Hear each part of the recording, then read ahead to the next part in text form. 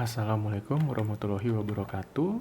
Selamat datang di video pembelajaran praktikum pemrograman berbasis objek modul 6 Polymorphism dan Encapsulation. Sebelumnya, perkenalkan nama saya Indra Tama Pangasian Manalu dengan kode asisten IAN. Oke, untuk tujuan praktikum di modul Polymorphism dan Encapsulation ini adalah satu, memahami konsep polymorphism dan encapsulation pada program dengan menggunakan bahasa Python. Kedua, mengimplementasikan konsep polymorphism dan encapsulation pada program. Ketiga, memahami perbedaan polymorphism dan encapsulation. Kemudian untuk alat dan bahan ada PC yang terinstall Python 3 dan PC yang terinstall PyCharm atau Visual Studio Code. Oke, untuk poin-poin yang akan kita bahas di modul ini itu, untuk yang pertama kita bakal bahas polymorphism dengan metode overriding dan overloadingnya. Kemudian ada kelas abstrak dan terakhir ada encapsulation. Begitu. Oke, langsung aja kita masuk polymorphism. Jadi mohon maaf. Jadi polymorphism itu berasal dari bahasa Yunani yang terdiri dari dua kata, yaitu poly atau banyak dan morphis atau satu bentuk. Dilihat dari asal katanya, polymorphism dapat diartikan sebagai kemampuan dari suatu metode yang dimana di dalam metode ini itu terdapat banyak aksi yang berbeda-beda. Dalam PBO, konsep ini memungkinkan user untuk melakukan suatu aksi yang sama, tetapi proses yang berbeda. Nah, suatu aksi yang sama, tetapi proses yang berbeda, maksudnya gimana sih? Nah, kita next slide aja. Jadi kalau kita ambil contoh kasus ya, di kehidupan nyata, aksi bicara itu sebenarnya kan di berbagai hewan berbeda-beda ya. Jadi kalau contoh di anjing itu dia guk guk guk gitu ya. Kemudian kalau di kucing itu kan dia miau miau ya. Nah, ini adalah contoh kasus dari konsep polymorphism, di mana suatu aksi dalam hal ini berbicara, itu prosesnya berbeda-beda di berbagai objek. Dalam hal ini objeknya adalah hewan ya. Begitu. Oke, lanjut lagi. Nah, jadi kalau kita contohin, jadi kalau contoh tadi kita terjemahin ya di codingan, maka hasilnya seperti ini. Sebentar. Oke. Nah, ini jadi fungsi def bicara ini, metode def bicara print guk guk guk ini, dia adalah metode untuk di kelas anjing. Sementara untuk def bicara print miau miau ini, dia adalah metode untuk di kelas kucing. Begitu. Nah, kita lanjut lagi. Nah, kalau tadi kita udah bahas konsep dari polymorphism, nah sekarang kita bahas nih metode yang ada di polymorphism. Nah, yang pertama itu adalah metode overriding. Jadi, metode overriding itu adalah penggunaan metode dari kelas yang lain dengan nama metode yang sama dengan induk kelas, tetapi memiliki isi program atau argumen yang berbeda-beda dengan kelas induknya. Gitu. Nah, untuk lebih jelasnya kita langsung aja nih ke studi kasus ngodingnya. Oke. Kita udah ada di PyCharm ya. Buat teman-teman yang pakai selain PyCharm tidak apa-apa, masih sama juga kok. Intinya adalah codingannya ya. Gitu. Nah, ini kita coba tes aja dulu print hello world.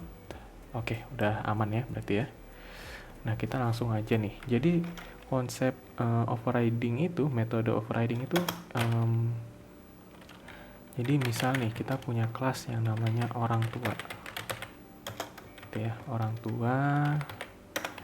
Nah, gimana sih orang tua ini dia punya fungsi misalnya namanya bicara ya.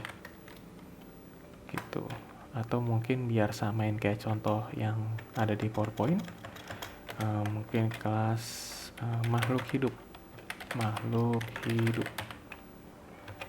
kelas makhluk hidup ini dia punya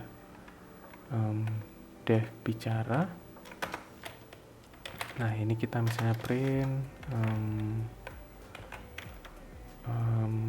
kita jangan makhluk hidup deh, kita ganti jadi parent aja deh, atau orang tua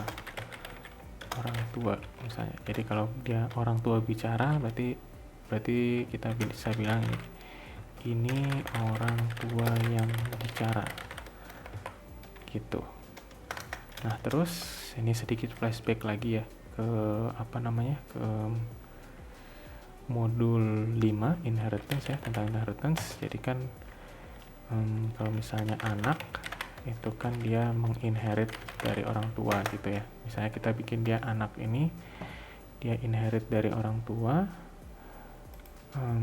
Sebentar, ada kesalahan. Oh sorry, saya ngasih spasi di sini, nggak boleh ya, karena Python itu sangat dia spasinya tuh sensitif di Python gitu. Oke, lanjut lagi. Nah, ini anak dia kita bikin dia inherit kelas orang tua. Jadi si anak ini ini kita flashback dikit ya ke modul 5 inheritance. Jadi dengan melakukan ini kita si anak, kelas anak sudah menginherit atau sudah punya def metode bicaranya si orang tua. Untuk membuktikannya kita coba misalnya ya, Joko sama dengan anak. Nah, padahal di sini kita kosong ya di sini, atau kita ganti dengan kata pas kalau kita mau tidak mengisi ya. Jadi anak di sini kita padahal tidak ngisi apa-apa, tapi kita sudah inherit metode bicaranya orang tua, jadi kita bisa langsung pakai. Jadi kalau dicoba, nah ini kan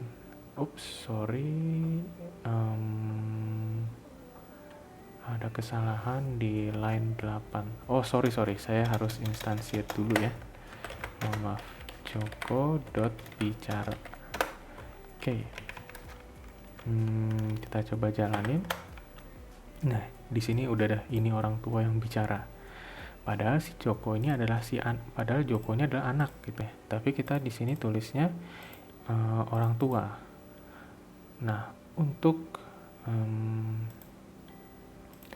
untuk menangani ini, jadi kita bisa langsung aja melakukan metode overriding. Gimana sih caranya metode overriding? Nah, caranya gampang. Dengan ditulis aja, sama persis seperti dengan ditulis aja metode yang kita mau override ya.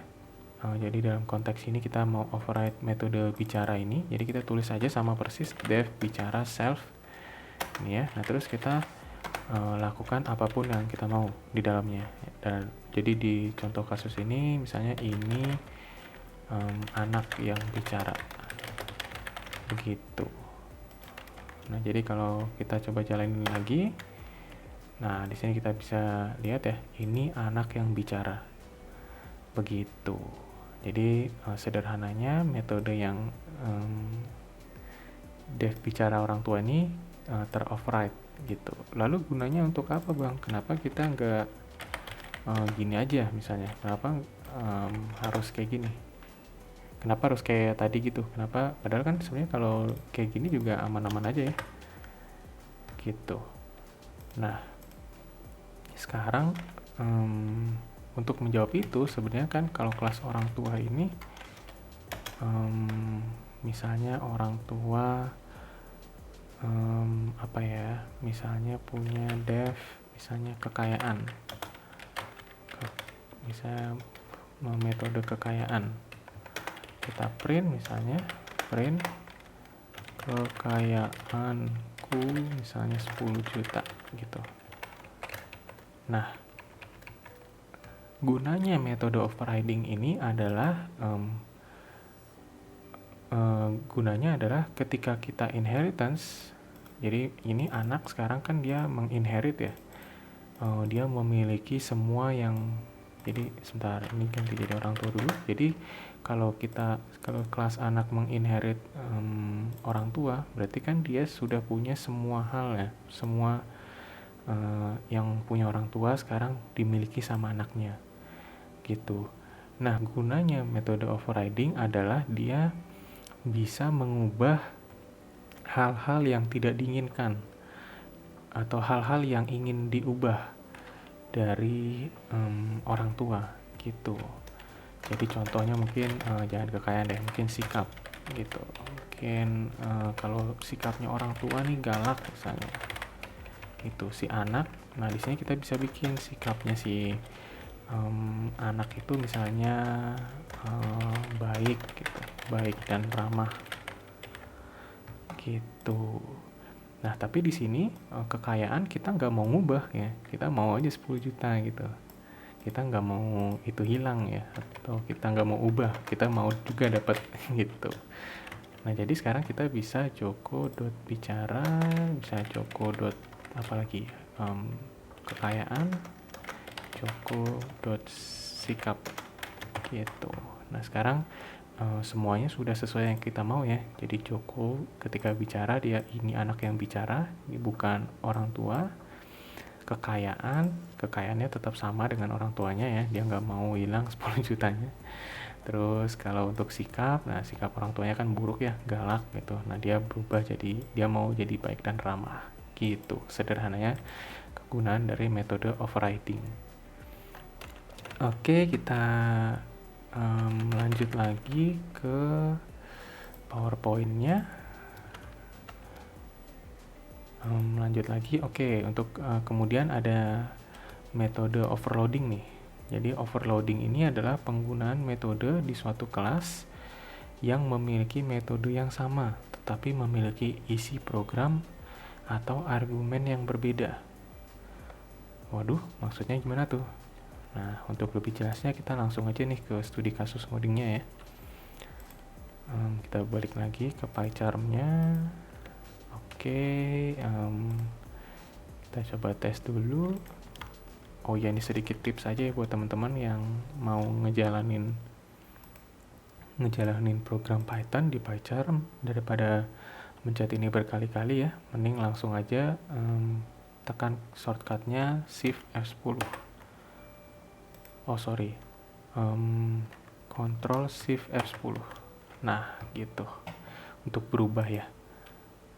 Jadi sebenarnya kalau teman-teman punya banyak file, kalau di PyCharm itu harus diganti-ganti dulu. Teman-teman mau demo yang mana gitu.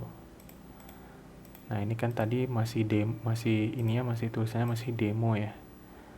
Nah kalau misalnya teman-teman pindah, daripada teman-teman harus ganti jadi demo 1 kemudian dijalanin, mending langsung aja tekan Ctrl Shift F10.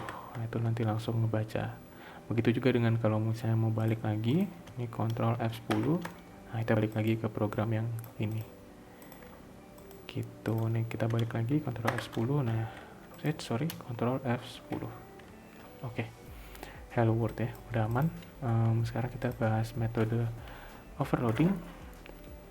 Jadi misalnya nih ya, kalau untuk contoh metode overloading nih misalnya gini. Misalnya kita punya kelas yang namanya penjumlahan.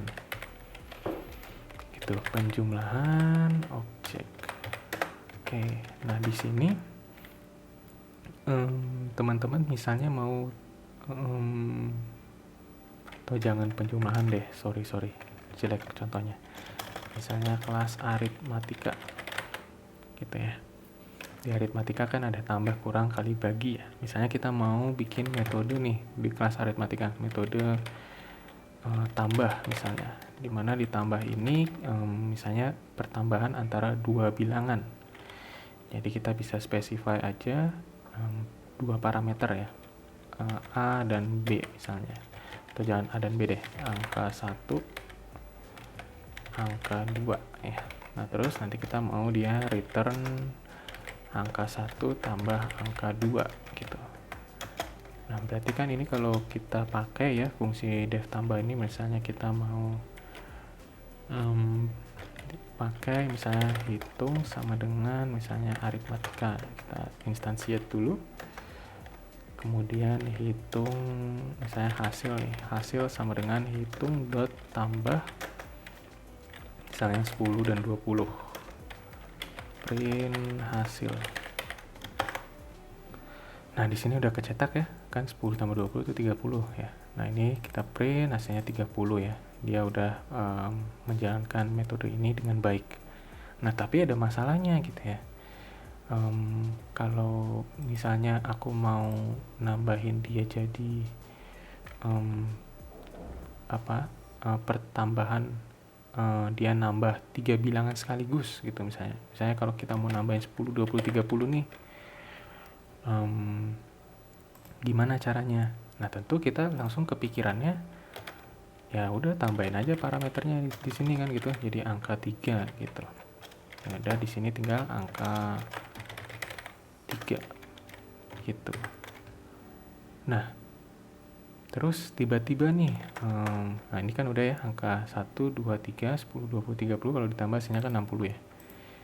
Nah, terus misalnya nih teman-teman udah develop sebuah program ya, udah gede, udah banyak gitu ya, udah besar lah programnya. Terus teman-teman tiba-tiba butuh butuh metode tambah di kelas aritmatika, tapi cuman ngasih dua angka gitu. Misalnya nih, hasil sama hasil 1 deh, hitung dot tambah, teman-teman pokoknya cuman mau 2 angka doang, penjumlahan 2 angka gitu.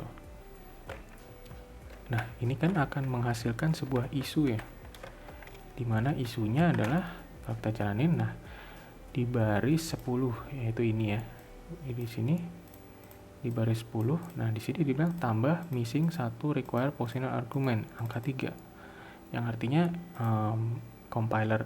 interpreter Python mau bilang kamu kurang 1 nilai lagi nih untuk dioper untuk jadi argumen di metode tambah. Kok kamu cuma ngoper 2 padahal perjanjiannya kan 3 di sini. Padahal kita dalam kasus ini kita cuma mau dia penjumlahan 2 angka gitu. Nah, jadi di sinilah fungsi dari metode overloading. Di mana di metode overloading dia itu kita bisa melakukan metode overloading. Jadi kita bisa punya fungsi tambah di mana dia hanya 2 argumen, kemudian fungsi tambah yang cuma 3 argumen gitu, 4 argumen dan seterusnya gitu. Jadi gimana sih cara ngebikin ini metode overloading? Caranya adalah gampang aja. Kita tulis lagi sama persis namanya ya, def tambah. Kemudian argumennya kita bisa bebas di sini. Jadi misalnya angka 1, angka 2 gitu. Jadi kita bisa return angka 1 tambah angka 2 gitu.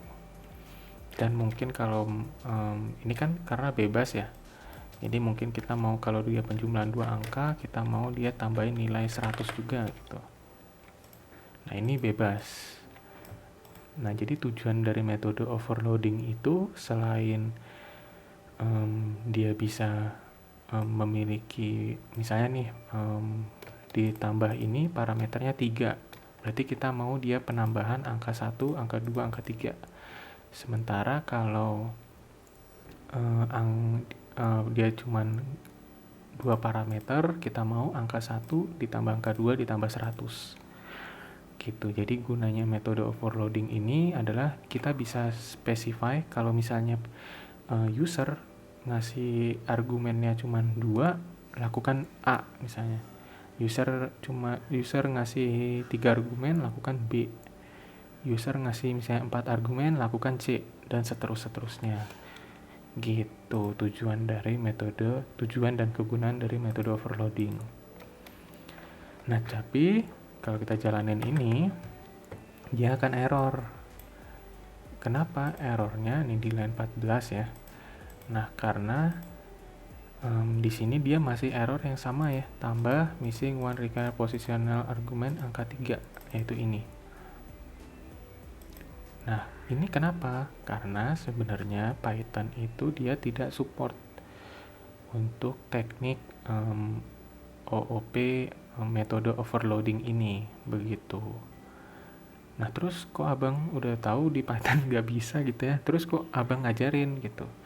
Nah jadi metode overloading ini sebenarnya sangat banyak dipakai di bahasa-bahasa pemrograman yang mempunyai konsep OOP ya, Object Oriented Programming gitu. Namun sayang sekali untuk di Python ini teknik metode overloading ini tidak bisa digunakan. Nah, kenapa dijelasin di sini? Karena kami mau teman-teman di sini semua tahu apa sih, minimal sekedar konsepnya aja, apa sih dari metode overloading itu. Karena di bahasa-bahasa OOP seperti bahasa C++, teknik metode overloading ini bakal sangat sering kalian temui. Begitu. Nah, jadi kita lanjut aja. Sekian untuk yang metode overloading ya. Kita lanjut lagi ke PowerPoint dulu. Oke, kita lanjut. Nah, ini sedikit recap aja ya. Jadi kata kuncinya itu kalau overriding itu menumpuk kata kuncinya. Ingat aja. Sorry. Maaf. Jadi overriding itu kan kata kuncinya adalah menimpa. Itu, teman-teman bisa lihat bujur panahnya ini ya. Dia menimpa. Nah, sementara kalau overloading itu dia menumpuk. Nah, menumpuk gitu. Jadi kalau kita balik lagi ke pie chart-nya ya. Ke pie chart-nya di sini teman-teman bisa lihat ya. Kalau overriding tuh dia menimpa ya. Jadi yang bicara ini dia kan sebenarnya menimpa ini gitu.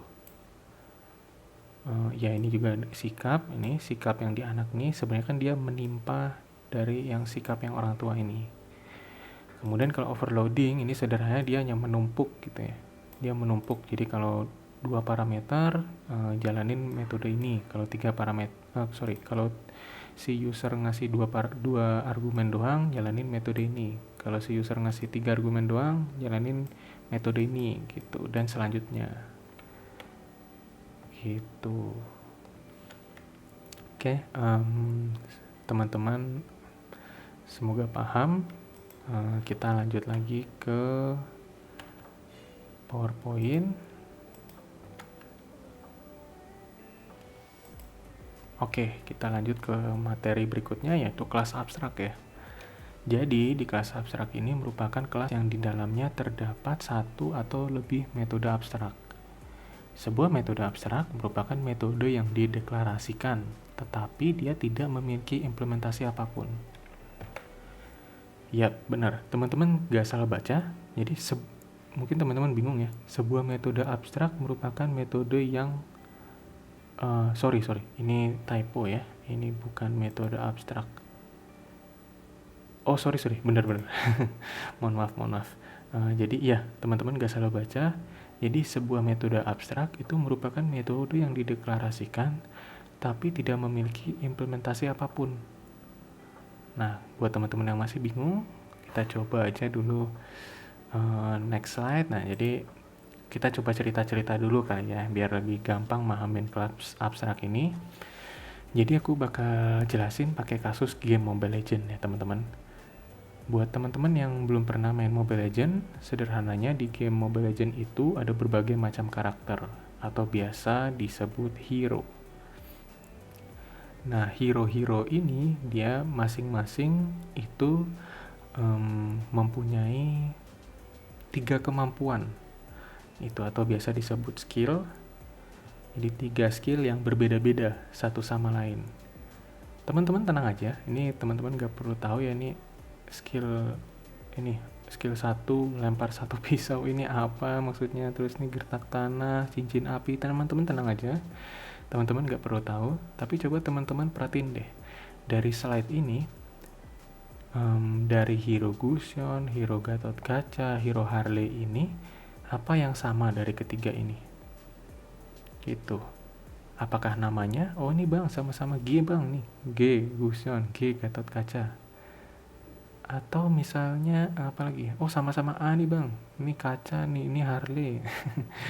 Jadi atau misalnya gambarnya, bang ini zaman dia bocil, habis itu ini jadi remaja. jadi pas bapak-bapaknya gitu. Jadi coba teman-teman pause dulu videonya, coba dipikirkan dulu kira-kira apa yang sama. Nah, oke. Jadi di sini yang sama itu adalah ini. Sebentar, abang ganti dulu. Yang sama itu adalah bagian ini. Jadi masing-masing hero dia punya skill 1, skill 2, skill 3. Begitu. Dan ini juga Gatot-Kaca dan Harley sama-sama punya skill 1, skill 2, skill 3. Begitu. Ketiga ini dia sama-sama punya 3 skill. Tetapi implementasi dari skill-skillnya ini yang berbeda-beda gitu. Jadi contoh misalnya Gusion, skill satunya ini kan lempar satu pisau misalnya. Terus kalau Gatot-Kaca ini misalnya gertak tanah, dia skill satunya. Terus kemudian Harley dia skill satunya lempar kartu. Namun tetap dasarnya adalah terlepas dari implementasi skillnya itu apa, kita bisa menyimpulkan bahwa sebuah hero itu dia memiliki 3 skill. Begitu. Nah terus berarti ketika kita ingin mendefinisikan sebuah hero baru gitu ya, si hero tersebut wajib memiliki skill 1, skill 2, skill 3, di mana masing-masing skill itu tergantung dari developer ya, atau pembuat gamenya, dia mau mengimplementasikan skillnya itu gimana. Misalnya mungkin skill satunya lompat gitu ya, lompat, kemudian mungkin skill 2 nya terbang skill 3 nya lari gitu ya. Ini terserah dari developer. Begitu. Nah terus hubungannya sama kelas abstrak apa sih? Nah untuk menjawab itu kita langsung coba live coding aja ya. Kita buka lagi pie chartnya, kita coba tes lagi, Ctrl Shift F10. Oke, aman ya. Jadi kelas abstrak itu sederhananya itu begini. Kita coba contohin ya, berdasarkan contoh yang Mobile Legends tadi. Jadi kalau untuk membuat kelas abstrak itu dia harus from ABC misalnya, kita harus ngimport modul ABC ya, import ABC sama abstract method gitu. Nah terus kita coba jadi setelah import modul untuk abstract method ini, jadi kita perlu, sebentar abang buka dulu PowerPoint-nya. Jadi kita perlu buat kelas abstrak ini, itu nama hero ini. Itu dimana nama hero ini dia punya skill 1, skill 2, skill 3 gitu. Kita balik lagi ke pie chart-nya, Nah jadi kelas abstrak itu kalau memakai contoh yang Mobile Legends tadi, kita bisa bikin kelas yang namanya hero. Kemudian ini ABC. Nah di mana di kelas hero ini kita bisa specify si ini. Kan tadi kita sudah menyampaikan kesimpulan bahwa sebuah hero, kalau developer mau buat hero, dia itu wajib memiliki 3 skill ya. Skill 1, skill 2, skill 3. Nah, jadi kita bisa specify di sini sebuah aturan gitu. Ini kita abstract method dev skill 1. Nah, di sini maksudnya metode abstrak itu apa? Maksudnya adalah metode yang kita sudah deklarasiin, tapi kita tidak mengimplementasikan apapun. Begitu. Nah, ini kita lanjut lagi dulu aja. Dev skill 2 pas add abstract method. Nah, ini kita bikin 3 abstract method ya. Abstract method skill 1, skill 2, skill 3. Di sini kita pas aja dulu. Gitu. Nah, sekarang jadi kan tadi kita udah paham ya. Jadi kalau si developer misalnya mau buat hero baru nih, misalnya namanya kelas apa ya nama hero yang keren ya, misalnya Superman. Misalnya Superman, dia tinggal inherit aja si hero ini gitu, dia tinggal inherit hero. Nah nanti dia tinggal mengimplementasikan aja skill-skillnya si Superman ini apa, misalnya skillnya terbang pendek gitu. Kemudian jangan terbang pendek deh, misalnya skill satunya terbang gitu ya. Terus skill 2 misalnya lompat gitu, lompat tinggi. Terus skill 3-nya itu misalnya pukul gitu. Nah jadi di sini kita bisa lihat ya bahwa kegunaan dari abstract method ini itu adalah sederhananya merupakan sebuah aturan gitu, dimana si kelas yang menginherit abstract method, dalam contoh kasus ini adalah hero, dia harus mengimplementasikan dia harus mengimplementasikan metode skill 1, metode skill 2, metode skill 3-nya gitu. Jadi ini kegunaan abstract method itu adalah sebagai guideline gitu, bahwa misalnya nih ada developer junior baru gabung ke perusahaan gamenya, misalnya lu kalau misalnya mau buat hero berarti lu harus jadi lu inherit aja ini kelas hero-nya. Nanti di sini udah dikasih tahu kok kalau lu harus kalau lu harus implementasikan fungsi metode skill 1 gitu, skill 2, skill 3, skill berikutnya gitu. Sederhananya, jadi kalau mau tarik kesimpulan, abstract method itu adalah sebuah guideline, sebuah aturan gitu. Sederhananya begitu. Nah, kita lanjut aja kali ya ke segitu aja dari untuk materi abstract method ini. Kita lanjut lagi ke PowerPoint-nya. Oke, jadi lanjut lagi.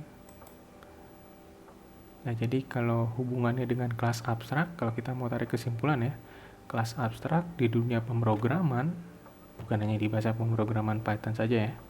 Jadi kegunaannya adalah untuk menetapkan peraturan, di mana di contoh kasus tadi, ketika sebuah developer mau membuat hero baru, ia harus mengimplementasikan metode skill 1, skill 2, dan skill 3-nya. Gitu. Nah, oke, sekian untuk kelas abstrak. Kita lanjut nih ke encapsulation atau enkapsulasi.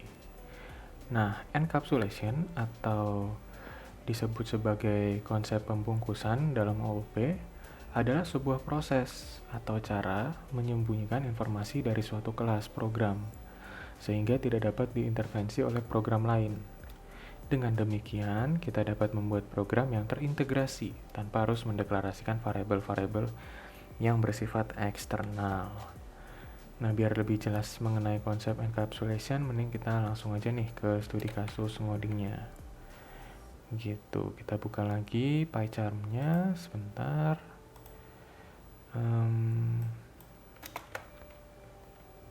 Oke. Yap. Jadi ini untuk contoh enkapsulasi kali ini. Langsung aja nih abang kasih contoh yang paling enak sebenarnya ya untuk menjelaskannya, yaitu adalah rekening ya, rekening ATM. Nah, jadi kalau di rekening ATM itu kan kita punya dua atribut ya, yaitu nama dan saldo ya umumnya ya gitu. Nah, terus di sini kita buat rekening juga. Ini langsung aja abang bikin codingannya, rekening dengan nama Joko gitu ya, dan saldonya 100.000. Kita print. Nah, terus kita saldo Joko si saldo ini, kita Joko saldo ditambah 20.000, kita print. Joko saldo dikurang 10.000, kita print. Nah, kalau dijalankan hasilnya sesuai ekspektasi ya, 100.000 ditambah jadi 20.000, 120 dikurangi jadi 110.000. Sorry.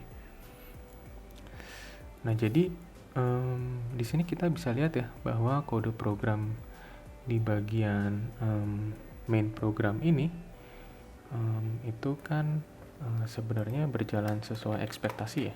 Jadi main program itu kan kita sedikit refresh memori ya. Jadi main program itu kan dari baris 7 ini sampai ke bawah gitu lah ya intinya ya. Gitu. Jadi kalau di kalau di bahasa C gitu ya. Biasanya kan kita nulis main program tuh, kode main program itu kan int main gini ya. Di situ di bawahnya. Nah, gini kan ya biasanya ya. Nah, jadi baris 7 sampai 14 ini adalah kode main program gitu. Tapi kalau di bahasa Python nggak perlu ditulis, langsung aja. Begitu.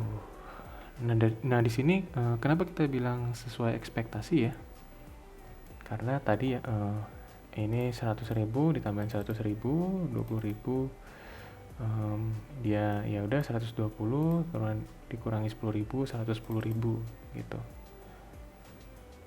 Nah terus kode program ini kenapa bang? Jadi kalau kita balik lagi ya ke PowerPoint-nya sebentar. Nah kalau kita balik lagi ke PowerPoint, teman-teman coba deh dibaca lagi. Jadi konsep pembungkusan atau enkapsulasi ini ya adalah sebuah proses atau cara menyembunyikan informasi dari suatu kelas program sehingga tidak dapat diintervensi oleh program lain gitu. Nah jadi hubungannya sama yang tadi di pie chart apa bang? Nah kita coba lanjut lagi ke pie chartnya sebentar. Oke ya udah ya. Nah jadi di sini kita punya atribut nih yang bernama saldo ya, dimana saldo ini sebenarnya adalah atribut yang sangat penting ya dari kelas rekening. Kenapa penting? Ya karena kita mau dong kalau misalnya punya rekening ya, saldonya sesuai dengan yang kita simpan gitu ya, dengan yang kita punya. Kalau kita simpan 1 juta tapi di rekening tertulis 5 juta sih ya nggak apa-apa ya, kita senang-senang aja ya. Tapi kalau kebalikannya gitu, kalau punya 10 juta, ketulisnya cuma 1 juta, kan pasti kita komplain ke bank dong ya. Nah oleh karena itu sangat penting si atribut saldo ini. Nah karena dia sangat penting, nah maka untuk sebuah atribut yang sifatnya penting itu, dia itu sebenarnya tidak boleh bebas diubah di mana saja. Kalau di contoh ini kan kita ngubah dia di main program ya, ngubah dia di main program gitu ya. Padahal ini kan saldo rekening ya, tapi kita ubah di sembarang tempat lah, atau sederhananya kita ubahnya di main program ya. Di baris 10, di baris 13 ini kan kita mengubah ya. Nah, jadi sebenarnya hal itu tuh tidak boleh dilakukan. Begitu. Nah, jadi karena dia penting gitu ya, kita mau dia tidak bisa diubah di sembarang tempat gitu. Melainkan kita mau dia hanya bisa diubah di satu tempat saja gitu. Di mana kita mau mengubah dia? Ya di tempat di mana dia dibuat gitu.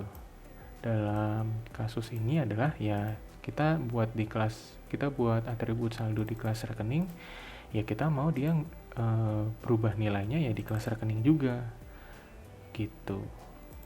Nah gimana caranya untuk biar si saldo atribut ini hanya bisa diubah di kelas rekening? Jadi kalau di modul 5 kemarin kan udah belajar ya.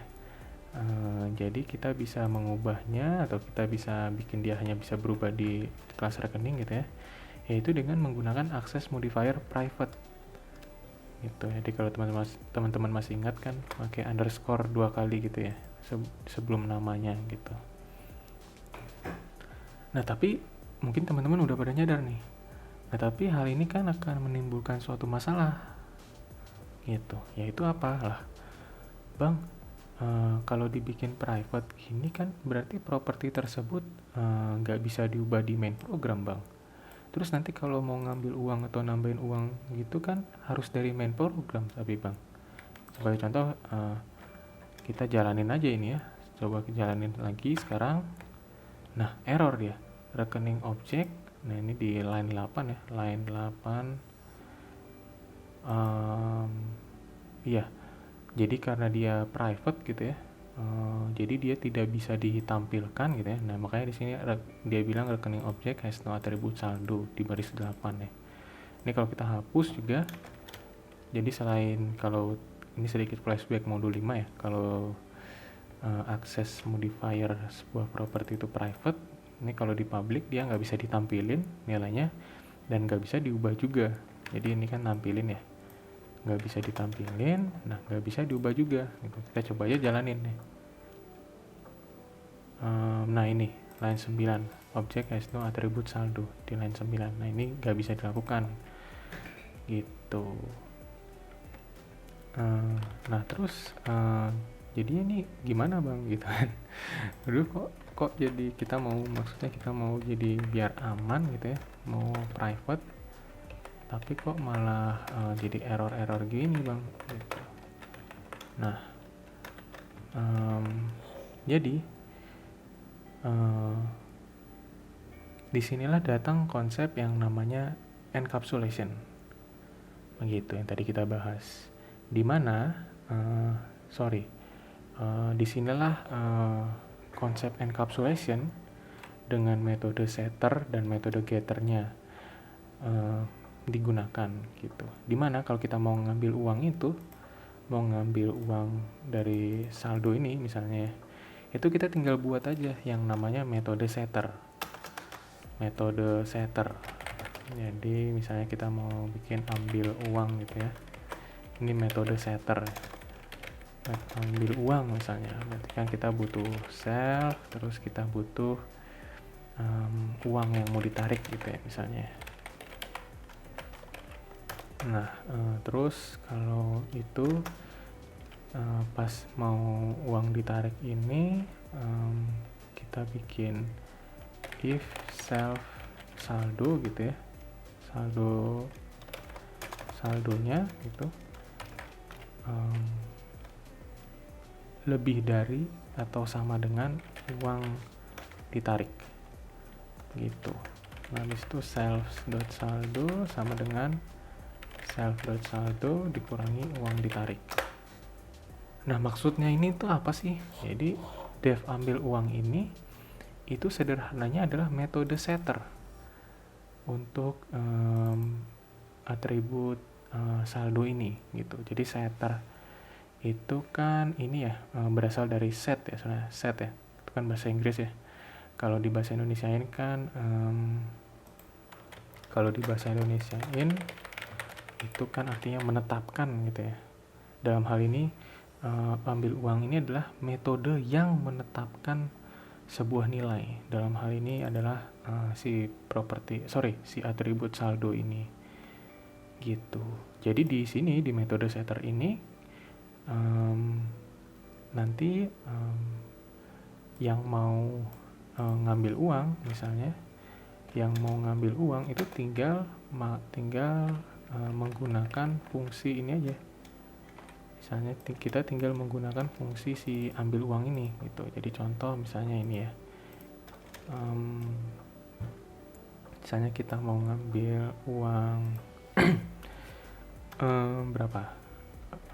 Misalnya Joko.saldo, jadi kita misalnya mau ngambil uang berapa ya, 10.000 deh gitu. Misalnya Joko, nah berarti ini kan kita tinggal manggil metode ambil uang ini aja ya, Joko.ambil uang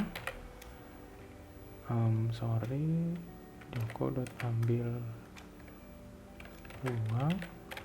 Oh sorry, maaf teman-teman, indensasinya di sini salah ya, makanya kenapa di sini kok abang bingung kok ini nggak ditampilin. Biasanya ditampilin kan kalau benar ya.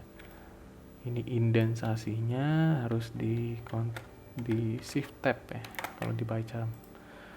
Joko ambil uang. Nah, baru ada misalnya kita mau ambil uang 10.000. 10, 1, 2, 3. Gitu. Jadi kegunaannya sekarang kalau kita udah menggunakan ambil uang ini yang merupakan metode setter ya untuk kelas rekening ini. Jadi dengan menggunakan ini itu kita bisa apa ya bilangnya ya, kita bisa mencegah gitu. Kita bisa mencegah adanya kode yang kayak gini. Maksudnya kita coko.saldo sama dengan 10.000 gitu. Kita bisa mencegah hal ini terjadi. Mencegah dia tiba-tiba berubah nilainya dari main program. Begitu. Dimana ketika kita melakukan cukur ambil uang ini 10.000, itu ada proses validasi terlebih dahulu. Kalau teman-teman lihat ya di sini ya, self saldo, nah dia dicek dulu ya apakah saldonya lebih besar atau sama dengan uang yang ditarik gitu. Kan bank juga nggak mau dong, enak aja ya misalnya saldo cuma 100.000 tapi kita ambil uangnya 1 juta gitu kan. Kan bangkrut ya banknya ya. Nah terus baru setelah proses validasi ini, misalnya setelah masuk sini berarti kan ke sini ya. Nah baru setelah itu baru deh saldonya misalnya berapa, 100.000 dalam contoh kita nih, dikurangi uang yang ditarik 10.000 gitu. Oke, kita lanjut lagi ya teman-teman, maaf tadi ada gangguan sedikit. Nah terus kalau tadi kan udah ngebahas ini ya, ngebahas tentang mengubah nilai si atribut saldo ini ya gitu. Nah sekarang kalau mau nampilin saldonya gimana gitu. Nah kita kan di sini nggak bisa ya melakukan ini ya, joko dot apa ya, uang kan kita nggak bisa melakukan itu ya. Kita coba. Nah error ya.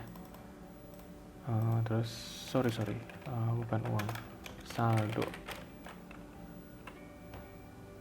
Sorry di sini juga harusnya saldo ya. Mohon maaf teman-teman, ada typo. Nah di sini kalau kita coba jalanin ya, nah nggak bisa ya, rekening objek dia ngebaca apa nih, nggak tahu gitu ya, has no attribute saldo gitu. Jadi dia bingung gitu karena ini kan saldonya adalah private ya gitu. Terus mungkin teman-teman sekarang masih bingung nih, terus nampilin nilainya gimana gitu. Nilai dalam hal ini nilai saldonya ya, kan kita mau ngasih tahu si usernya yang punya rekening ya, ini saldo lu sekarang segini. Nah itu gimana? Nah disinilah kalau tadi kita udah bahas cara membuat metode setter ini ya. Nah disinilah kita bakal membuat metode getter untuk nampilin nampilin nilai properti.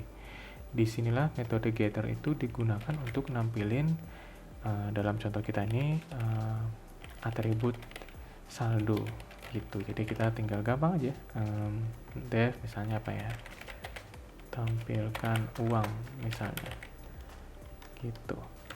Tampilkan uang, ini nggak usah ada parameter ya, nah ini langsung aja udah print saldo gitu ya, saldo _2 self dot underscore saldo gitu. Jadi ini bisa dibilang metode getternya gitu deh.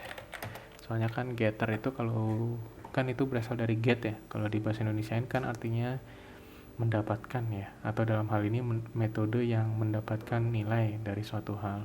Dalam hal ini hal itu adalah atribut saldo ya gitu. Jadi cukup segitu aja untuk ngebikin metode getter ini. Jadi di main program kita tinggal panggil aja ini si tampilkan uang ini. Jadi tinggal jokbur dot tampilkan uang gitu. Nah, sorry kenapa ini? Oh sorry, ini kan print ya. Jadi kita nggak usah print lagi.